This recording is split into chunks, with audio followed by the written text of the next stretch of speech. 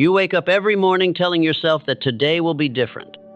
Yet here you are, months later, staring at the same problems, carrying the same burdens, wrestling with the same fears that have held you captive for far too long. You have convinced yourself that struggle is noble, that suffering builds character.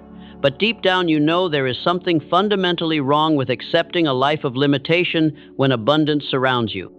What if I told you that the most powerful blueprint for prosperity, peace, and unshakable success has been hiding in plain sight for thousands of years? What if the very words you may have heard in childhood contain the exact formula that separates those who merely survive from those who truly thrive?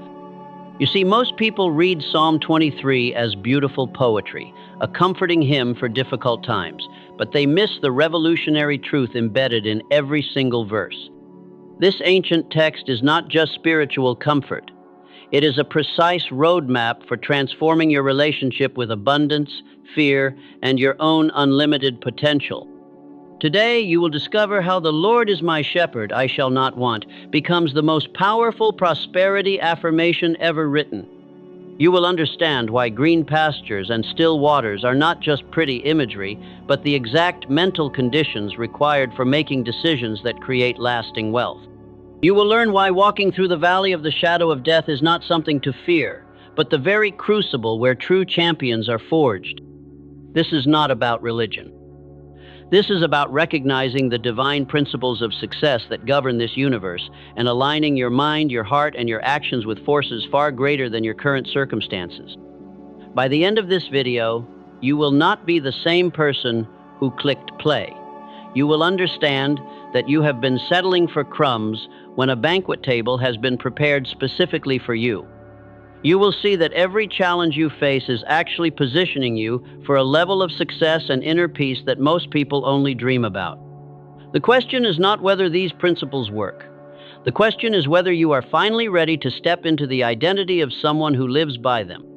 If you are ready for this transformation, subscribe to this channel right now, because what you are about to discover will challenge everything you thought you knew about success, faith, and your own incredible potential. Number 1, I shall not want. Prosperity begins with faith. You have been living a lie. Every morning you wake up and immediately begin calculating what you lack. You count the bills, measure the balance in your account, and feel that familiar knot in your stomach when reality falls short of your dreams. You have trained your mind to see scarcity first, abundance second.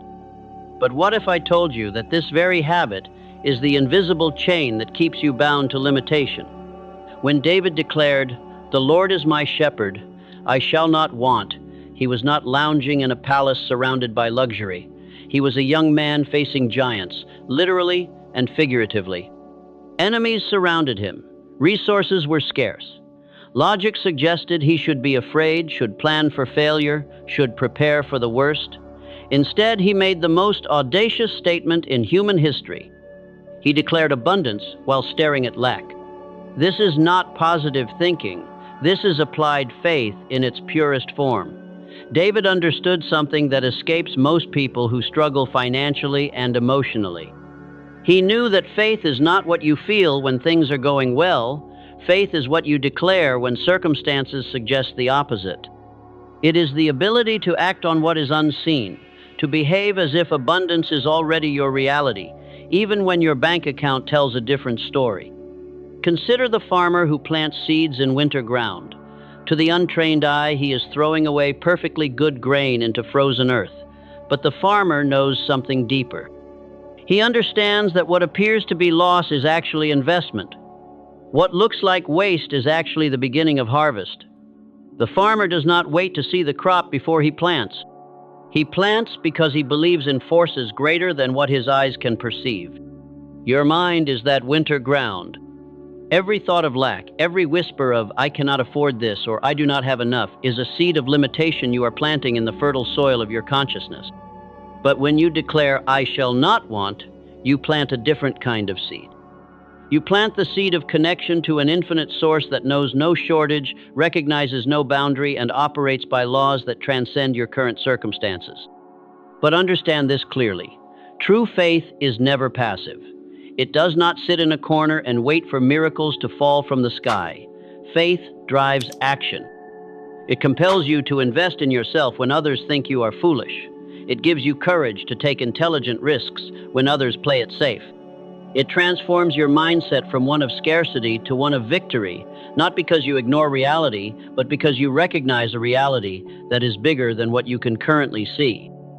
The moment you begin to say, "I shall not want," with genuine conviction, something shifts in your internal world. You stop operating from desperation and begin operating from expectation. You stop making decisions based on fear of loss and start making decisions based on anticipation of gain. This is not delusion. This is alignment with the very forces that govern prosperity in this universe. Your current financial situation is not your identity. Your present circumstances are not your permanent address. When you declare, "I shall not want," you are not denying where you are.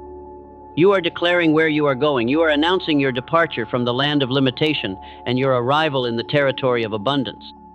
This declaration becomes the foundation upon which every wise decision, every strategic move, every prosperous outcome is built. I once knew a man who lost everything in a single day. His business collapsed, his investments vanished, his reputation was destroyed by circumstances beyond his control. He sat in an empty apartment with nothing but the clothes on his back and a choice. He could declare defeat or he could declare, "I shall not want." He chose faith over fear. Within 2 years, he had built something greater than what he had lost, not because he ignored his situation, but because he refused to let his situation define his possibilities. This is the secret that separates those who recover from those who remain broken. This is what distinguishes those who build wealth from those who merely wish for it. The difference is not in their circumstances. The difference is in their declaration. When you say, "I shall not want," you are not speaking to your bank account. You are speaking to the universe itself, announcing your readiness to receive what has already been prepared for you. The Lord is your shepherd. That means you are not an orphan in this universe, scrambling for scraps and hoping for luck. You are connected to infinite intelligence, unlimited resources, and divine timing that works in your favor. When you truly understand this, "I shall not want" becomes more than words. It becomes your strategy, your strength, and your unshakable foundation for everything you are about to build. But here is what you must do today. Stop calculating your limitations and start declaring your connection to unlimited supply. Every morning, before you check your phone, before you read the news, before you allow the world to tell you what you lack, say these words with conviction. "The Lord is my shepherd, I shall not want." Say it until you feel the shift. Say it until your heart believes what your mind is declaring. Say it until abundance becomes more real to you than scarcity. This is not about denying reality. This is about recognizing that your current reality is only temporary, and your faith is the bridge to the reality you are destined to experience. "I shall not want" is not a wish. It is a weapon against every force that would keep you small, broke, and afraid. Use it. Number 2, green pastures and still waters. Mental clarity and focus. Your mind is a battlefield and you are losing the war. Every day, 1,000 voices scream for your attention. Your phone buzzes with urgency, your inbox overflows with demands, your thoughts race from crisis to crisis without pause. You have convinced yourself that this chaos is productivity, that this mental noise is the price of success, but the truth is more sobering. Mental chaos is not the engine of achievement. It is the enemy of wise decision-making, and it is keeping you trapped in cycles of reactive living that lead nowhere. When the psalmist speaks of green pastures and still waters, he is not painting a pretty picture for your comfort. He is revealing the exact mental conditions required for prosperity to flow into your life. Green pastures represent nourishment, abundance, and fertile ground where growth happens naturally. Still waters symbolize the deep calm that allows you to see clearly, to think strategically, and to make decisions from wisdom rather than fear. But here is what most people miss. These are not external locations you visit. They are internal states you cultivate. The green pastures exist in your mind when you create space for clarity. The still waters flow when you silence the endless chatter that drowns out your intuition. This is not about meditation retreats or escaping reality. This is about creating the inner environment where million-dollar ideas are born, where opportunities become visible, and where your highest intelligence can operate. Think about the last major financial mistake you made. I guarantee it happened when your mind was cluttered, when you were operating from stress, when you felt pressured to act quickly without proper reflection. Panic makes poor people. Anxiety breeds bad investments. Mental chaos turns smart individuals into financial victims. This is why the wealthy guard their mental space like their most precious asset. Because it is. There was a time when I found myself overwhelmed by a dozen different opportunities, each one seemingly urgent, each one demanding immediate attention. My mind felt like a tornado, spinning from possibility to possibility without landing anywhere solid. In that state, I made 3 decisions that cost me everything I had built. It was only when I stepped back, when I found my green pastures and still waters, that I could see the one opportunity that would restore everything I had lost and more. The still waters are where your inner voice speaks loudest. In the noise of modern life, you cannot hear the guidance that would save you years of struggle. You cannot recognize the people who are meant to help you. You cannot see the doors that are opening while you are distracted by doors that are closing. Mental clarity is not a luxury for those who have time. Mental clarity is a necessity for those who want to create time, create wealth, create the life they are truly capable of living. Here is what you must understand. Every morning before you allow the world to hijack your attention, you must create your green pastures. Take 10 minutes to walk in silence. No phone, no music, no agenda except to let your mind settle. Write down 3 priorities for the day, not 20. Choose to nourish your mind with thoughts of possibility, rather than poisoning it with news of limitation. The still waters come when you stop trying to force solutions and start allowing wisdom to emerge. When you face a difficult decision, do not rush. Sit with it. Let the mental noise settle. The right choice will become obvious when your mind is clear. This is not procrastination. This is the difference between reacting and responding, between surviving and thriving. Your greatest ideas, your most profitable decisions, your clearest insights about people and opportunities, they all emerge from this place of inner calm. The green pastures and still waters are not where you go to rest from success, they are where you go to prepare for it. They are the foundation upon which every wise choice is built, every strategic move is planned, every breakthrough is born. Chaos may feel productive, but clarity is profitable.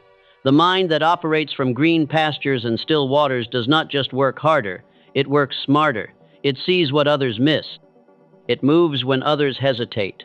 It recognizes abundance where others see only problems. This is not about slowing down. This is about speeding up your results by slowing down your mind. Number 3, He restores my soul.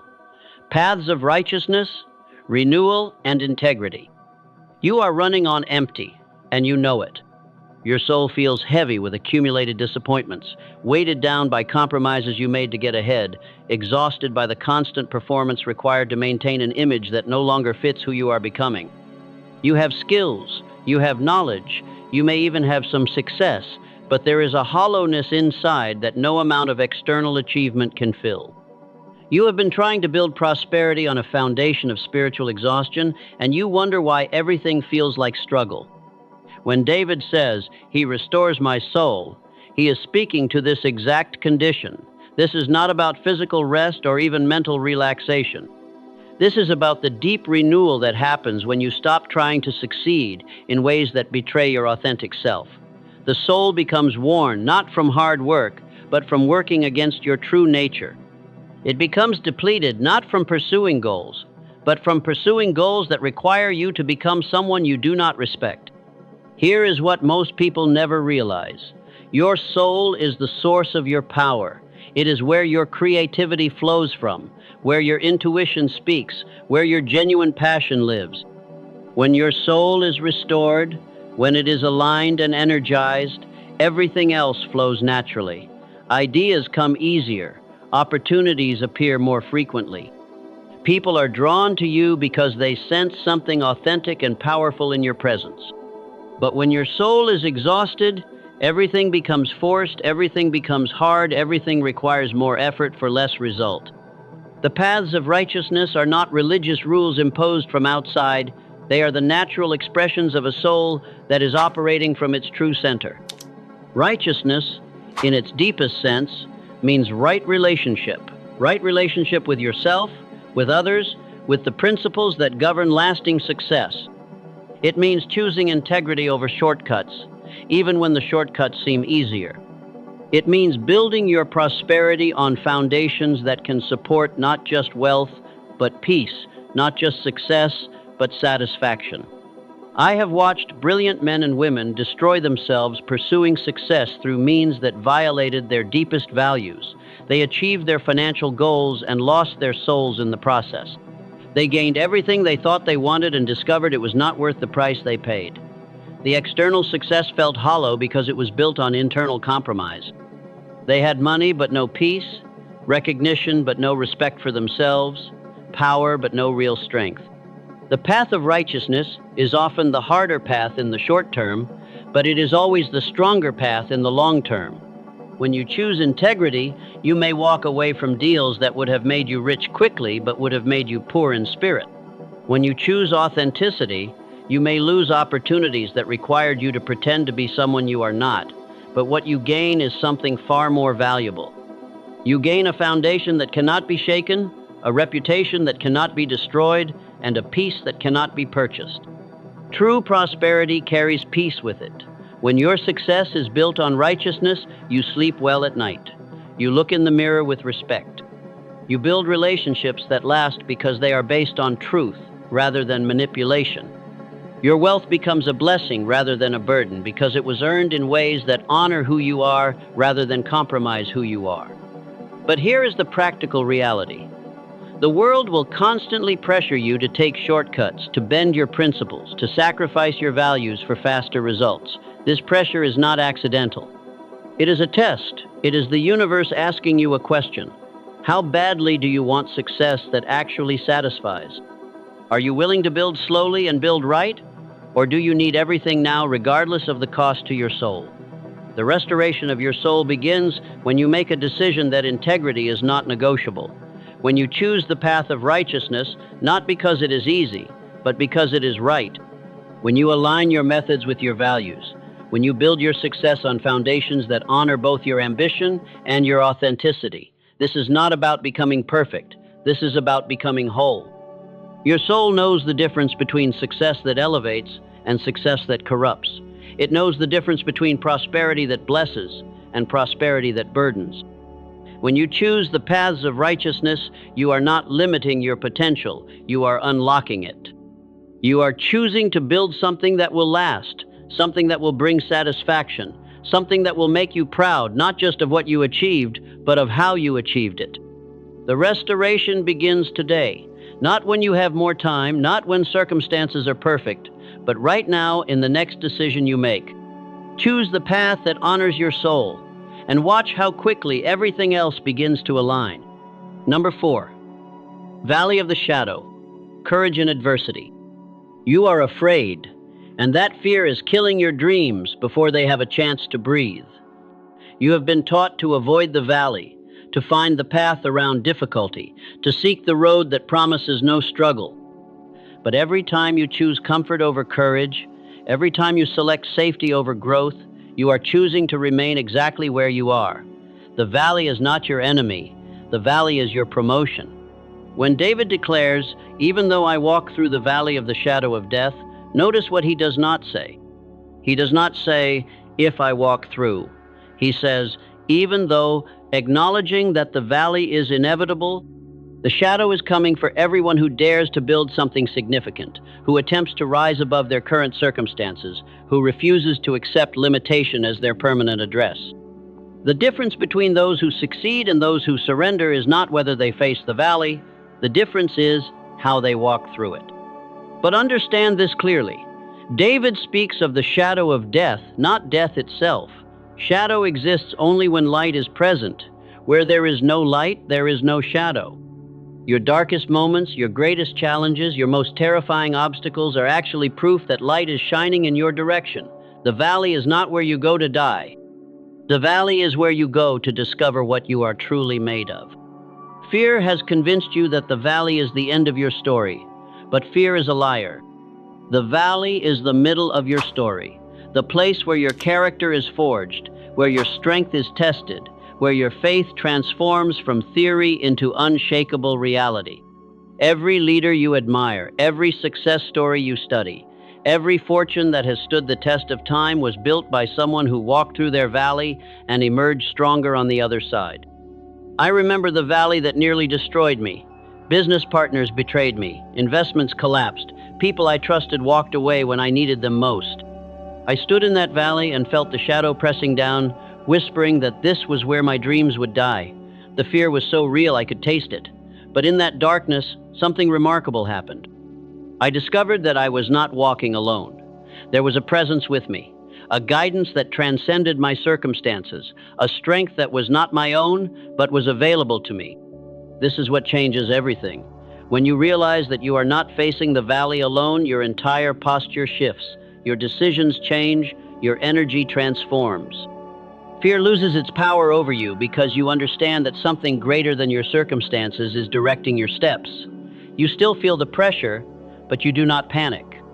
You still see the obstacles, but you do not retreat. You walk through because you know you are being walked through. Every great fortune was built by someone who refused to let the valley become their final destination.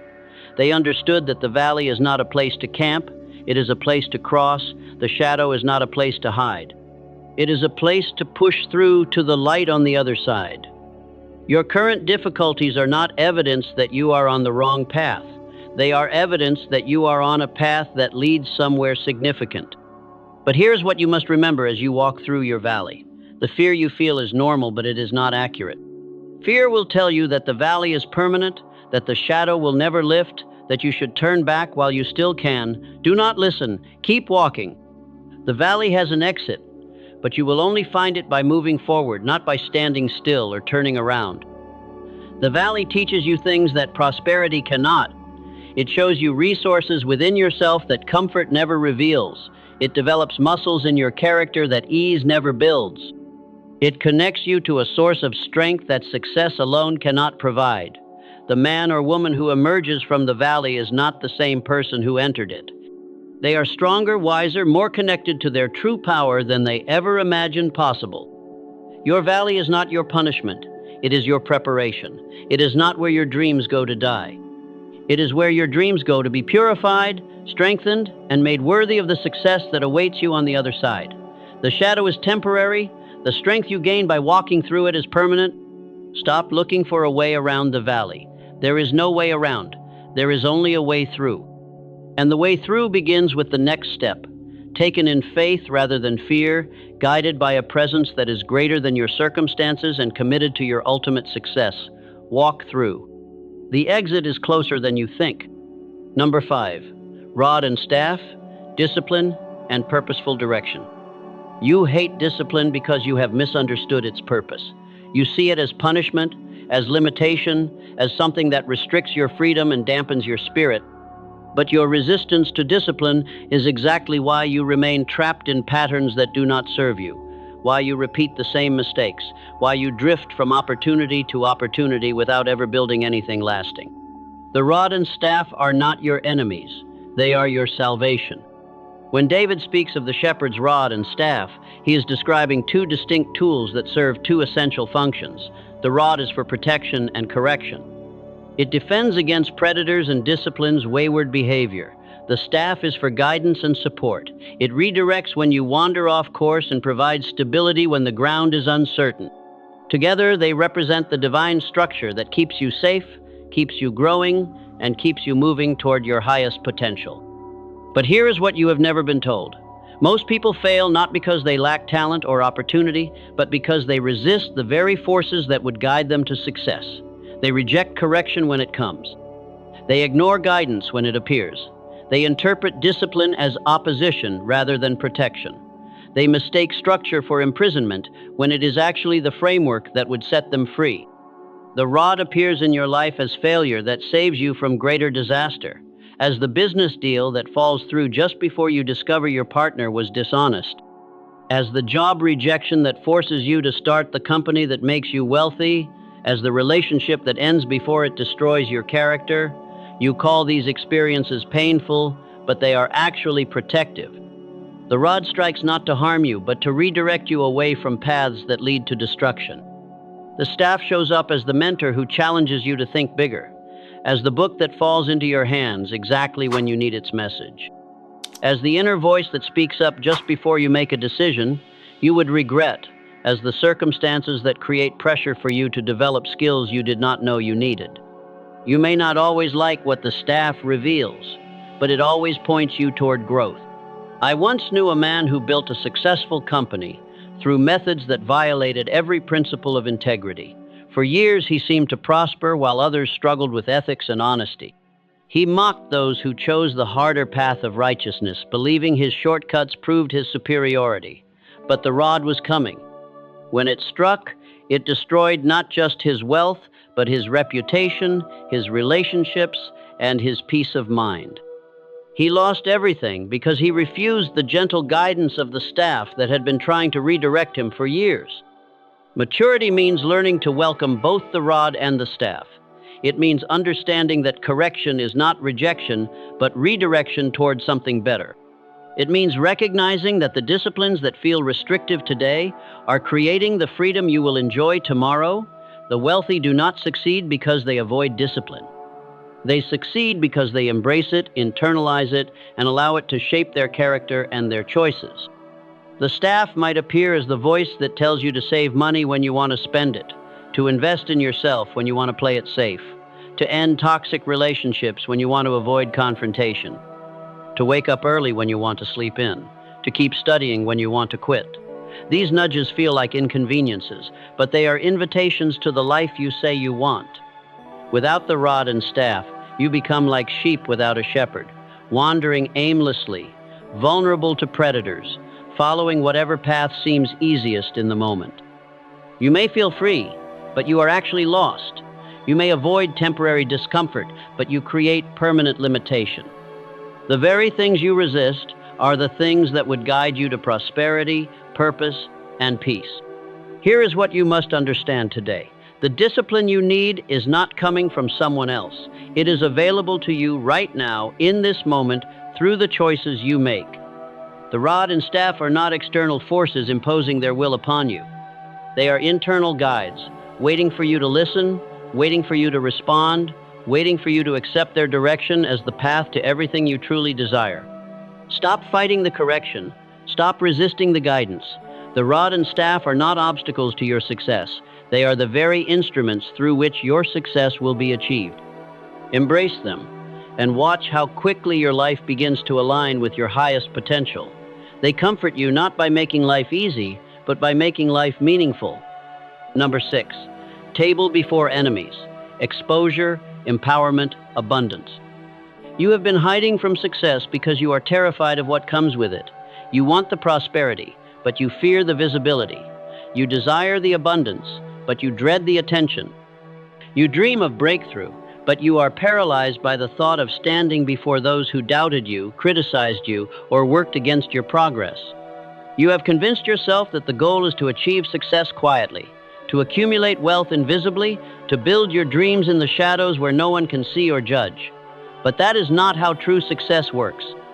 When David speaks of a table prepared before his enemies, he reveals something profound about the nature of divine promotion. God does not hide you from the battle. He does not place you in a secret location where your success cannot be seen or challenged. Instead, he sets a table in the presence of your enemies, elevating you right where your critics can witness your transformation. This is not accidental. This is intentional. Your success is meant to be public because your story is meant to inspire others and your triumph is meant to prove what is possible. The table represents abundance, nourishment, and celebration. But notice where it is positioned. Not in a safe space, not among only friends and supporters, but in full view of those who predicted your failure. This requires a different kind of courage than the courage needed to walk through the valley. This is the courage to succeed publicly, to prosper openly, to allow your transformation to be witnessed by everyone who said it could not be done. Most people never reach this level because they cannot handle the scrutiny that comes with elevation. They want the rewards of success without the responsibility of visibility. They want the benefits of breakthrough without the burden of being an example. But true prosperity demands that you become larger than your comfort zone, that you step into a spotlight you never asked for, that you carry yourself with dignity even when others are watching and waiting for you to fail. The anointing of your head with oil represents divine empowerment, the moment when you realize that your success is not just about you. You have been chosen, prepared, and positioned not just to accumulate wealth, but to demonstrate what is possible when someone aligns their life with higher principles. The oil is the mark of leadership, of responsibility, of being set apart for a purpose that extends beyond personal gain. Your cup overflows not because you deserve more than others, but because you have become someone who can handle abundance without being corrupted by it. The overflowing cup represents a soul so full, so satisfied, so connected to its source that it naturally blesses others. This is prosperity in its truest form. Not just having enough for yourself, but having so much that your very presence enriches everyone around you. I have sat at this table. I have felt the weight of eyes upon me, some celebrating my success, others hoping for my failure. There is a loneliness that comes with this level of achievement, a pressure that those who have never been elevated cannot understand. But there is also a responsibility that transforms everything. You realize that your success is not just your own. It is proof for everyone who comes after you that the principles work, that the path is real, that ordinary people can achieve extraordinary things when they align themselves with forces greater than their circumstances. The enemies at your table are not there to destroy you. They are there to witness your transformation. Some will be converted by what they see.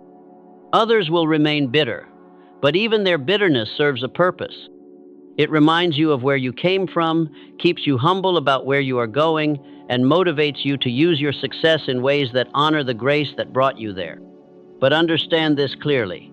You cannot reach this table through shortcuts, manipulation, or by stepping on others. The table is prepared for those who walked the complete path, who endured the valley, who accepted the rod and staff, who built their success on foundations of integrity and faith. When you arrive at this table, you arrive with clean hands and a pure heart, able to enjoy the abundance without guilt and to use the platform without corruption. The table is not the end of your journey. It is the beginning of your true impact. It is where you discover that success is not about what you get, but about what you become. It is where you realize that prosperity is not a reward for good behavior, but a responsibility for transformed character. You sit at this table not to be served, but to serve. Not to be elevated for your own sake, but to be positioned where your light can shine the brightest. Your enemies become your witnesses. Your critics become your confirmation. Your table becomes the place where heaven and earth meet, where divine favor becomes visible in human form, where ordinary people catch a glimpse of what extraordinary faith can accomplish.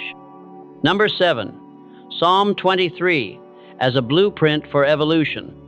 You have been searching for the secret formula for success in the wrong places. You have read the business books, attended the seminars, followed the experts, hoping to find some hidden strategy that would unlock the door to the prosperity you desire. But the blueprint has been available to you all along, written thousands of years ago by a shepherd boy who became a king. Psalm 23 is not religious poetry. It is a practical roadmap for the complete transformation of the human soul, and that transformation is what creates lasting success in every area of life. Each verse of this ancient text represents a stage in your personal evolution.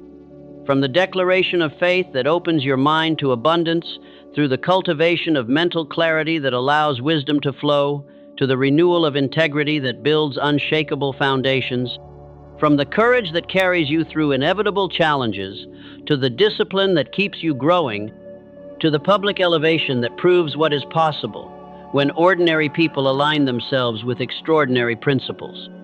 This is not a linear path where you master one stage and move on to the next. This is a spiral journey where you revisit each element at deeper levels as you grow.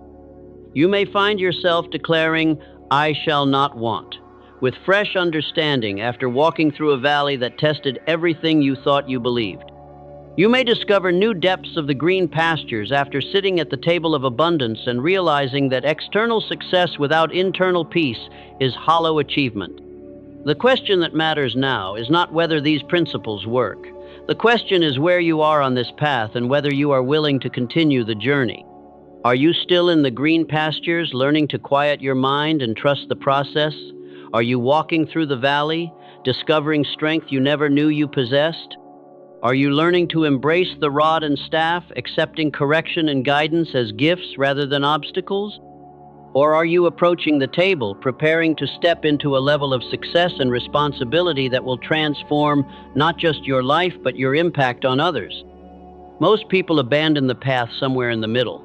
They enjoy the promise of, "I shall not want," but resist the discipline of the rod and staff. They appreciate the peace of still waters, but panic when they reach the valley. They want the abundance of the overflowing cup, but fear the visibility of the table. But the path is complete. You cannot pick and choose which stages to experience. Each one prepares you for the next. Each one develops capacities that you will need for what lies ahead. The beauty of this blueprint is that it addresses the whole person. It does not just focus on external strategies for making money. It transforms your relationship with fear, with discipline, with integrity, with adversity, with success itself. It creates not just wealthy individuals, but wise ones. Not just successful people, but fulfilled ones. Not just those who have much, but those who give much because they have become much. This psalm has guided kings and commoners, ancient leaders and modern entrepreneurs, people of every culture and background who recognize that true prosperity flows from internal transformation. The principles do not change because human nature does not change. The path that led David from shepherd to king is the same path available to you today, if you have the courage to walk it completely. But here is what I want you to understand as we conclude. The goal is not to reach the end of the path and stop. The goal is to become someone who can walk this path with such mastery that you can guide others along it. Your success is never just about you. It is about proving what is possible. It is about creating evidence that ordinary people can achieve extraordinary things when they align their lives with these timeless principles. The moment you truly grasp that Psalm 23 is your personal blueprint for evolution, everything changes. You stop looking for success formulas outside yourself and start developing the internal qualities that make external success inevitable. You stop being frustrated by the process and start being grateful for it, knowing that each stage is developing something essential in your character.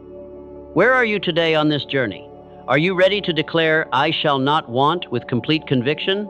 Are you willing to find your green pastures and still waters even in the midst of chaos? Will you embrace the rod and staff when they come to guide you? Can you walk through the valley with faith instead of fear? Are you prepared to sit at the table of abundance with humility and purpose? Your prosperity is not separate from your personal evolution. It is the natural result of it. Transform the soul and success follows. This is not theory. This is the tested path of everyone who has ever built something lasting, meaningful, and truly satisfying. The blueprint is in your hands. The path is before your feet. The only question that remains is whether you will walk it. There is something different about you now. You can feel it in the way you carry yourself, in the clarity that has settled behind your eyes, in the quiet confidence that comes from understanding principles that most people will never discover. You are no longer the same person who began this journey. You have been given the master key to a life that operates by higher laws, guided by deeper wisdom, sustained by unshakable faith. The ancient words that once seemed like beautiful poetry have revealed themselves as the architect's blueprint for a life of true prosperity.